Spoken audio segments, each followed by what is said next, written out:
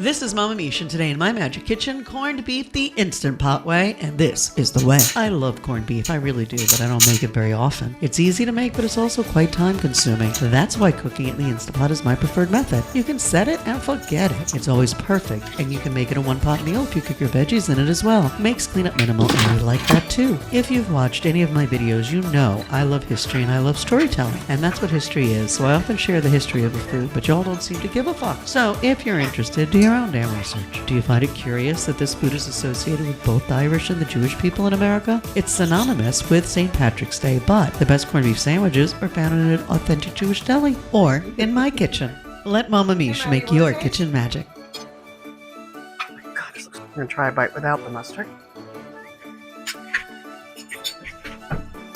Oh my gosh. I love corned beef.